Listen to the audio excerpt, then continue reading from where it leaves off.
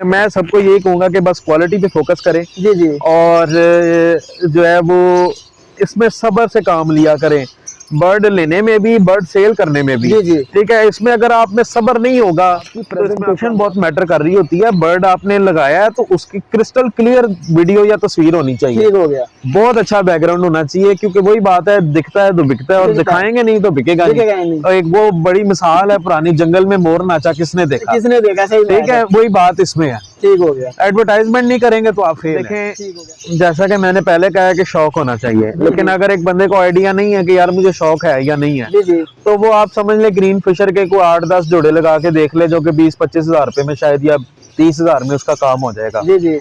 Experience करे एक season, जी जी। उसके बाद फिर देखे यार मुझे शौक है या नहीं है, या मैं ये काम मुझसे उकता तो नहीं रहा। जी जी। ठीक है, बाकी अगर कोई जिसको शौक भी है या जिसको क्या कहते हैं एक्सपीरियंस भी है थोड़ा बहुत, तो फिर चाहे करोड़ रुपया भी लगा दें उसके लिए कम है, क्योंकि इनमें इतनी म्यूटेशंस है, इतने कॉम्बिनेशंस है, जैसे मैंने बताया है।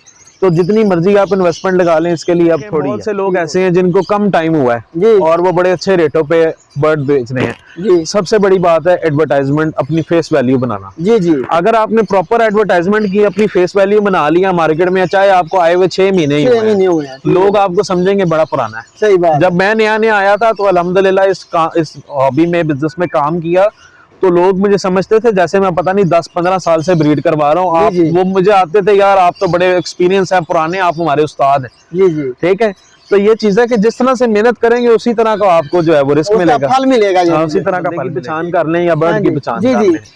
ठीक है, अब अगर मिसाल के तौर पे आप मेरे पास आएंगे बर्ड लेने, जी जी, ठीक है, मेरा बर्ड अच्छा है, मुझे उसके पता है, मैंने उसके पैसे पूरे लेने। ठीक है, अब एक बर्ड बुरा है, मैं उसको गिफ्ट भी कर दूंगा। ठीक है, अब एक बंदा है जिसको टाइम नहीं हुआ, जिसको बर्ड की इतनी पहचान नहीं है, लेकिन अल्लाह की तरफ से उसके पास अच्छा बर्ड आ गया, अब वो उसके पैसे नहीं ले रहा। हाँ जी। तो उसकी गलती है, उसको पहचान नहीं है। जी जी। ठीक है, अब एक बंदा जिसको पहचान है, उसके पैसे ले रहा है, उसका क्या कसूर है? उसका क्या कसूर है? ठीक है, तो यही बात है कि अगर आप बर्ड की पहचान कर लेंगे तो आपको बड़े मौके मिलते हैं इस तरह के, जो कि मुझे भी मिले हैं। बिस्मिल्लाहिर्रहमानिर्रहीम, अस्सलाम वालेकुम दोस्तों, कैसे हो आप सब? उम्मीद करता हूँ कि आप सब खैरियत से होंगे। मैं हूं मुदस्सिर और आप देख रहे हैं मेरा YouTube channel short business idea. तो दोस्तों, अगर आप इस चैनल पर नए हैं तो चैनल को सब्सक्राइब कर लें और वीडियो को लाइक और शेयर जरूर करें और बेल के नोटिफिकेशन को ऑन कर लें, ताकि आपको हमारी हर नई आने वाली वीडियो का नोटिफिकेशन बर वक्त मिलता रहे। अस्सलाम वालेकुम सर। वालेकुम अस्सलाम जी। सर क्या हाल है आपके? अल्हम्दुलिल्लाह जी, अल्लाह का शुक्र। सर वैसे तो आप किसी तारफ के मोहताज नहीं है, लेकिन हमारे न्यू आने वाले व्यूअर्स को अपना तारफ करवाइएगा। सबसे पहले तो सर जी आपका बहुत शुक्रिया कि आपने इस काबिल समझा और आप मेरे पास आए हैं इंटरव्यू के लिए। तो बाकी जो लोग नए हैं इस चैनल पे, तो उनको मैं बता दूं कि मैं तकरीबन पिछले 7-8 साल से जो है इस फील्ड में काम कर रहा हूँ, मुख्तलिफ जिसमें बड़े बर्ड्स भी रखे, ग्राउंड बर्ड्स भी रखे, लेकिन अब स्पेसिफिकली पिछले 5 साल से मैं सिर्फ लव बर्ड्स का ही बिजनेस कर रहा हूँ। ठीक हो गया। तो सर बाज बर्ड्स में ना सोकड़े का इशू आ जाता है, इसका क्या हाल है, इससे कैसे बचा जाए? देखिए, सोकड़ा जो है ना इटसेल्फ कोई बीमारी नहीं है, सोकड़ा किसी वजह से होता है। आप 2 दिन बर्ड को दाना ना दें, उसको सोकड़ा हो जाएगा। जी। ठीक है, अमूमन बर्ड्स को सोकड़ा होता है जब उसको कोई बैक्टीरियल इन्फेक्शन होता है और उसका पेट खराब हो जाता है। तो बैक्टीरियल इन्फेक्शन के लिए आप एंटीबायोटिक दे दें। एंटीबायोटिक में आपके पास पोल्ट्री की कोई आप दे दें, या ह्यूमन मेडिसिन में है वो वेब्रामाइसिन, ठीक है, कैप्सूल दे दें, या फिर बीटा फार्म की बहुत अच्छी है सीटावेट, ठीक है, वो वाइट एंटीबायोटिक है। ठीक है, वो 1 ग्राम दे दें डीप बाउल पानी में 5-6 दिन के लिए, तो बर्ड को लैदा करें। लेकिन आपने बर्ड को इस कंडीशन में पकड़ना है कि बर्ड स्टेबल हो। अगर बहुत डाउन हो गया तो फिर आपको हैंड फीड भी करानी पड़ेगी, उसको हीट में भी रखना पड़ेगा और हैंड फीड में एंटीबायोटिक मिक्स करके देनी पड़ेगी। ठीक हो गया। तो सर क्या इनकी डिवॉर्मिंग करवानी चाहिए या नहीं करवानी चाहिए? डिवॉर्मिंग देखें, एक सर्टेन पॉइंट तक आप समझ ले, मैं तो हर 2 या 3 साल बाद करवाता हूँ। ठीक हो गया। हर साल नहीं करवाता, कुछ लोग होते हैं वो हर साल करवा रहे होते हैं। तो मैं तकरीबन आप समझ लें, बीटा फार्म का एक प्रोडक्ट है मॉक्सीवेट, वो एक्सटर्नल एंड इंटरनल जो पैरासाइट है उसका किलर है। ठीक है, वो मैं यूज करता हूँ। उससे एक्सटर्नल पैरासाइट भी मर जाते हैं, इंटरनल भी मर जाते हैं। ठीक हो गया। ठीक है, तो वो आप यूज कर लें तो वो बड़ी अच्छी चीज है। तो कुछ लोग ना आई इन्फेक्शन को बहुत ज्यादा फेस कर रहे हैं। हाँ। इसका भी जरा हमारे भी देखिए, आई इन्फेक्शन जो है ना वो एक वायरस है। जी। ठीक है, वो उससे बचने का तरीका ये है कि आप अपने बर्ड रूम में जो भी बर्ड आपने नया लेकर आना हो उसको आप कम से कम 3 महीने अपने बर्ड रूम से बाहर और बहुत दूर रखें। ठीक हो गया। अगर हो सके तो किसी और घर में रखें। जी जी। ठीक है, अपने घर में ना रखें, उसका दाना पानी भी कोई और करने वाला हो। जी जी। आई इन्फेक्शन हो गया या मुख्तलिफ ऐसे वायरल डिजीजेज हो गए, वो आते दूसरे बर्ड से ही हैं, इट सेल्फ जनरेट नहीं होते आपके बर्ड रूम में वायरल डिजीज। जी जी। ठीक है, इस पोल्ट्री में अगर आप देखें मुर्गियों के बीमारियों में तो उनके जो वायरसेस हैं वो एयरबोर्न होते हैं, यानी हवा में होते हैं। जी जी। लेकिन इसका जो कैरियर होता है लव बर्ड्स का, वायरसेस का, तो वो दूसरा बर्ड ही होता है। जी ठीक हो। तो जैसे पॉक्स वायरस है या वो आईज में झिल्ली बन जाती है लाल रंग की, उसको कंजक्टिवाइटिस कहते हैं, जो कि लेटर ऑन पॉक्स की निशानी भी हो सकती है। जी जी। कि ये अभी वो इनिशियल स्टेजेस है, बाद में वो पॉक्स भी बन जाता है। जी। तो इसका हल ये है कि आप कम से कम 3 महीने बर्ड को क्वारंटाइन करें। ठीक है, अपने घर में कहीं बहुत दूर या फिर अपने घर से अलग हो सकता है तो वहां पे करें। इससे बचने का यही तरीका है। जब आ जाए एक दफा वायरल डिजीज कोई, तो उससे बचना, उसका ट्रीटमेंट करना एक जो है ना बहुत बड़ा इम्तिहान है। ठीक हो गया। तो सर हर बिजनेस जो है उसके कुछ नेगेटिव पहलू होते हैं, कुछ पॉजिटिव पहलू होते हैं। हमारे जो ब्रीडर हजरात हैं वो पॉजिटिव का तो बहुत यानी कि उछालते हैं, हम लोग भी ज्यादा पॉजिटिव पे ही जाते हैं, लेकिन जो नेगेटिव है ना वो रह जाते हैं। वो आप ना नेगेटिव बताएं कि इसमें नेगेटिव पहलू कौन से हैं? देखिए, नेगेटिव पहलू इसका यही है सबसे बड़ा कि एक तो जान वाली चीज है। जी। ठीक है, मर गया तो आपकी कहानी खत्म है वहाँ पे। ठीक है, बर्ड ने ब्रीड ना की तो वहाँ भी कहानी खत्म है। ठीक हो गया। ठीक है, उसके बाद लोग बर्ड भी ले लेते हैं, बर्ड को ब्रीड भी करा लेते हैं, लेकिन जब बेचने का टाइम आता है ना तो तब बेसब्रे हो जाते हैं। ठीक हो गया। एक दिन आपने फॉर सेल ऐड ना लगाई, सेल ना हुआ, लोगों को रात को नींद नहीं आती, लो जी बर्ड का बिक नहीं रहा, रेट गिर गया, ये हो गया, वो हो गया। तो इसमें मैं लोगों को यही कहूंगा कि सब्र से काम लिया करें। ठीक है, अभी आप समझ लें कि मैंने अल्हम्दुलिल्लाह last season 500 plus chicks sale किए थे। जी जी। ठीक है, मतलब 500 प्लस ब्रीड करवाए थे, जिसमें से अराउंड 50-60 बर्ड्स मैंने अपनी ब्रीड में लगाए और 400 प्लस मैंने सेल भी किए हैं। कुछ बीच में मोर्टेलिटी हो जाती है, कोई लड़के मर गया या कोई आप समझ ले वैसे ही उसको कोई बैक्टीरियल इन्फेक्शन हो गया। जी जी। ठीक है, और मैं अभी तक सेल कर रहा हूँ। ठीक है, लास्ट सीजन के ब्रीड हुए कोई 5-6 बर्ड मेरे पास रहते होंगे, वो भी आहिस्ता आहिस्ता को हर हफ्ते कोई किसी का मिसाल के तौर पे कोई बर्ड ब्रीड नहीं कर रहा, उसने चेंज करना है पेयर, किसी का बर्ड मर गया, किसी का बर्ड उड़ गया, वो चेंज करना चाहता है, वो खरीद लेता है। ठीक है, तो ये सब्र वाला काम है, होल्डिंग पावर होना बहुत जरूरी है। ठीक है, उसके बाद जो लोग सबसे बड़ी गलती करते हैं, एक तो हमारे मुल्क में ओवरऑल नजर का फैक्टर बहुत ज्यादा है कि जी नजर लग जाएगी। तो आपकी वही बात है कि आप किसी को बताएंगे नहीं, दिखाएंगे नहीं कि मेरे पास क्या है, तो लोग आपसे खरीदेंगे कैसे, मांगेंगे कैसे। आप मेरी अगर आप फेसबुक उठा के देख ले, ब्रीडिंग सीजन में मैं डेली पोस्ट करता हूँ कोई ना कोई बर्ड। ठीक है, चाहे मैंने वो सेल करना हो या ना करना हो, अपने लिए रखना हो। ठीक है, लेकिन मैंने पोस्ट लाजमी करना है कि आप लोगों की नजरों में रहे, लोगों को पता रहे। अगर आपने वो बर्ड सेल नहीं भी करना, आपका बर्ड अच्छा है, लोगों को दिखाएंगे, तो आपसे कल को जब अगर कोई उसको जरूरत होगी तो वो आपको फोन करेगा, यार उसने बर्ड अच्छा लगाया था, तो मैं इससे पता करता हूँ। तो एक आपकी सोशल मीडिया प्रेजेंस होना, एडवर्टाइजमेंट करना बहुत जरूरी है। अब कई लोग तस्वीरें या वीडियो लगाते हैं, ब्लर होती है, बर्ड गंदा मंदा हाथ में पकड़ा होता है या इसी तरह की सूरत हाल होती है।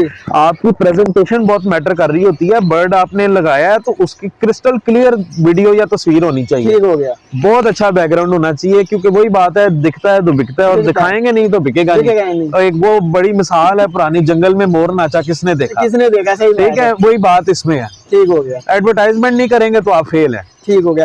तो सर माशाल्लाह से आपको 7-8 साल हो गए हैं इस फील्ड में, तो आपको इस फील्ड में क्या क्या मुश्किलात आई हैं?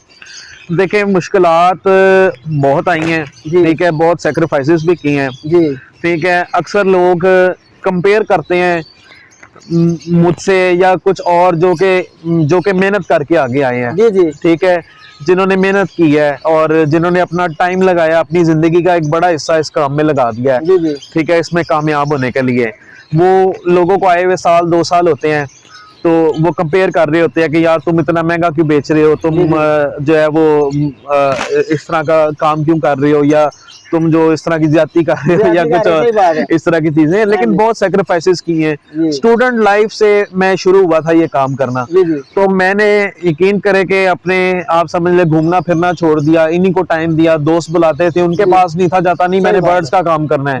मैंने बर्ड्स की सफाई, बर्ड का दाना, बर्ड का खाना पीना, बर्ड की केयर, सारा कुछ अपने हाथों से किया हुआ है। कम से कम 4-5 साल 6 साल किया है मैंने अपने हाथों से। सफाई तक मैंने की है, मैंने नहीं परवाह की मेरे हाथों पे बीठे लग रही हैं, मेरे हाथों पे गंद लग रहा है, मैं खुद गंदा हो गया हूँ। ठीक है, मुझे साइनस का इशू है। मैं जब बर्ड्स के दाना साफ करता था या बर्ड्स रूम की सफाई करता था तो मुझे अगले दिन फ्लू हुआ होता था।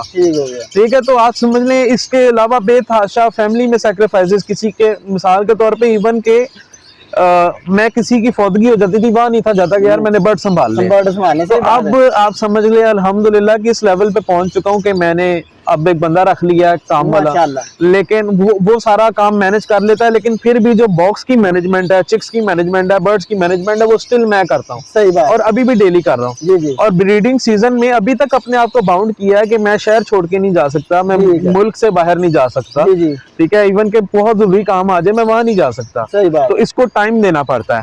अब लोग कहते हैं कि जी हमने आज बर्ड लगाया है, अगले साल हमें जो है वो पैसे आना शुरू हो जाए और हम अपना दूसरा कामों में जॉब पे भी जाते रहे, बिजनेस भी करते रहे। ये अगर आपने इससे अच्छा फाइनेंशियल गेन हासिल करना है तो ये फुल टाइम काम है। ठीक हो गया। ये पार्ट टाइम काम मैं इसको नहीं कहूंगा, ये फुल टाइम काम है। जी। तो कुछ हजरात तो कहते हैं जी आपने बर्ड लगा लिए तो बस आपने 1 घंटा सुबह देना है, 1 घंटा शाम देना है, बाकी सारा दिन आप आराम करें, कोई मसला नहीं है। देखें जाहिर बात है, अब इसमें मेहनत है लेकिन कम है।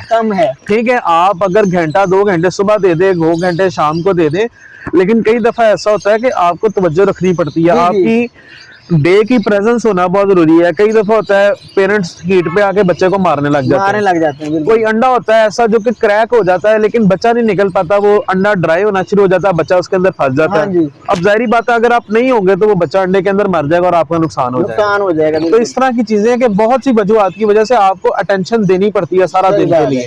अब जैसा कि मेरे पास अराउंड 170 पेयर ब्रीड कर रहे हैं, तो मेरा दिन के तकरीबन 4-5 घंटे इधर लग जाते हैं। ठीक हो गया। ठीक है, अगर आपके पास 20-30-40 पेयर हैं तो आपके लिए दिन के 1-2 घंटे बहुत है। तो सर ये जो बॉक्स लगाते हैं हम, बॉक्स लगाने में हमें क्या क्या करनी चाहिए, किस वक्त लगाने चाहिए और क्या इनको हमें डिसइंफेक्ट करना चाहिए या वैसे लगा सकते हैं? देखिए, पहले तो आपका ब्रीडिंग सीजन जो है ना, आज से अगर 4-5 साल 6 साल पहले चले जाएं, ब्रीडिंग सीजन आपका बहुत लंबा था। जी। लोग 14 अगस्त को डब्बे लगाते होते थे। ठीक हो गया जी, आज डब्बे लगा दे और जाके आपके मई जून तक जो है ना ब्रीड चलती थी। लेकिन अब हमारा जो है ना ग्लोबल वार्मिंग की वजह से सर्दियां थोड़ी रह गई हैं। जी। पहले सर्दियां लंबी होती थी, अब मेरा ख्याल है 2 महीने की सर्दियां ज्यादा से ज्यादा। जी।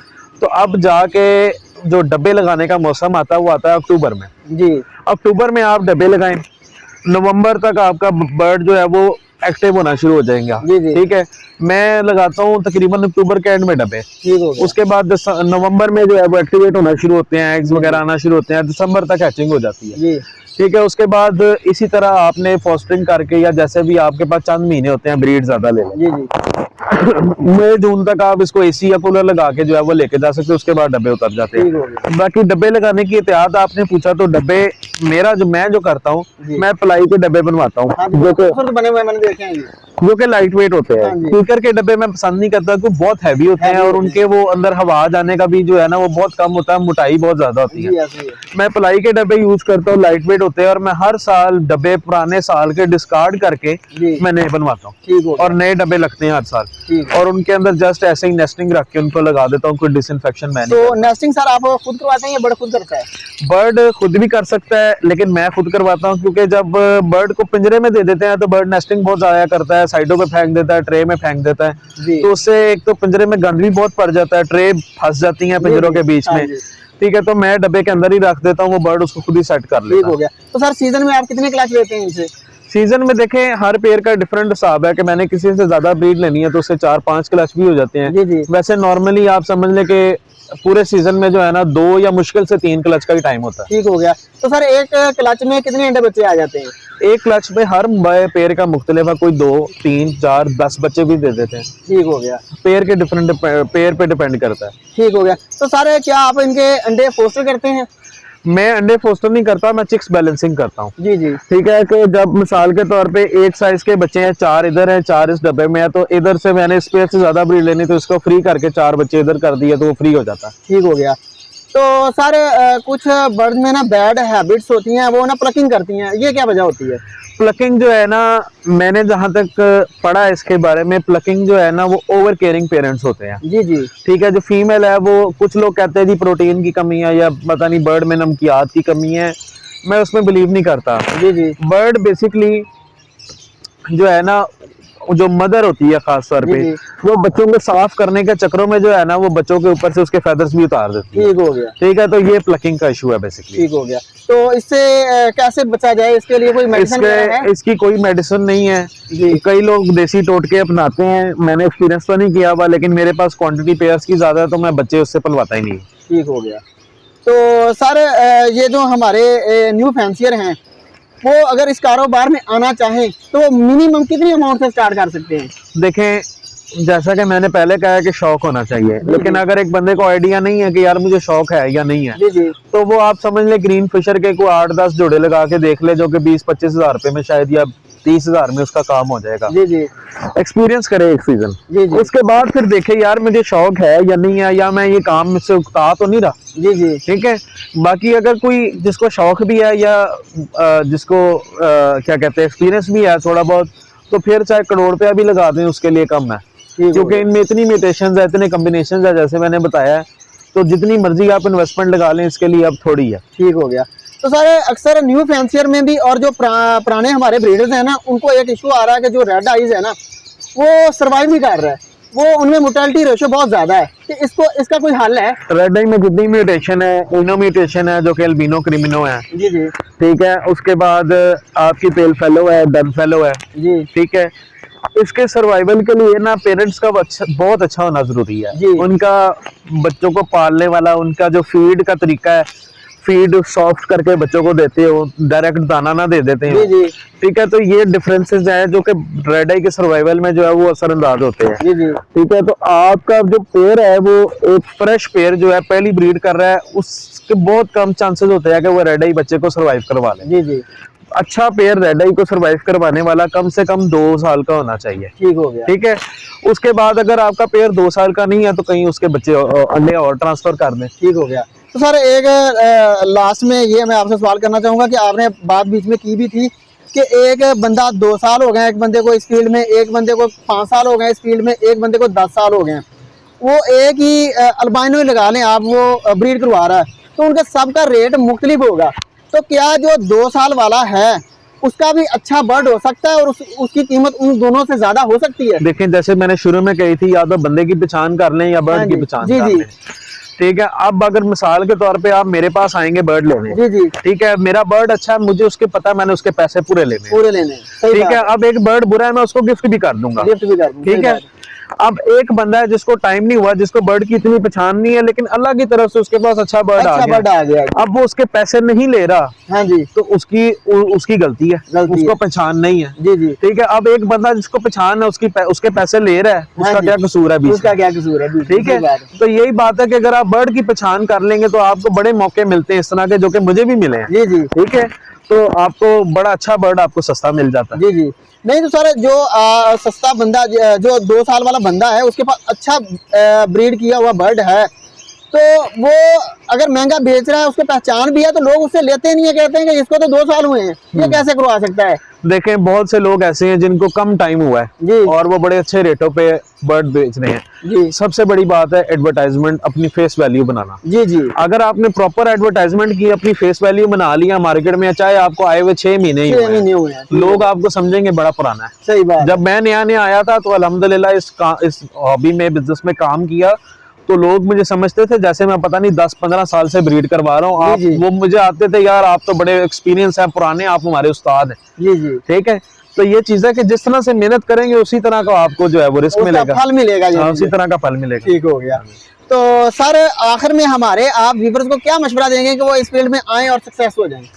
देखें, बहुत सी बातें ऐसी हो गई हैं जिससे मेरा ख्याल है व्यूअर्स को अंदाजा होना चाहिए कि किस तरह सक्सेसफुल होना चाहिए। मैं सबको यही कहूंगा कि बस क्वालिटी पे फोकस करें जी जी और जो है वो इसमें सब्र से काम लिया करें, बर्ड लेने में भी, बर्ड सेल करने में भी। जी जी ठीक है, इसमें अगर आप में सब्र नहीं होगा तो इसमें आप कामयाब नहीं हो सकते। कामयाब नहीं होंगे। तो सर आखिर में अगर आपसे कोई राब्ता करना चाहे तो वो कैसे कर सकता है? देखिए, राब्ता जो है वो मेरा व्हाट्सएप नंबर है, उस पर किया जा सकता है। मेरा जी, जी। फेसबुक पे आईडी है वजाहत मुनव्वर के नाम से। जी जी ठीक है, यूट्यूब पे भी चैनल है वजाहत मुनव्वर के नाम से। जी जी तो व्हाट्सएप पे भी राब्ता किया जा सकता जी। है। नंबर मैं अपना बता देता हूँ, 032242555313।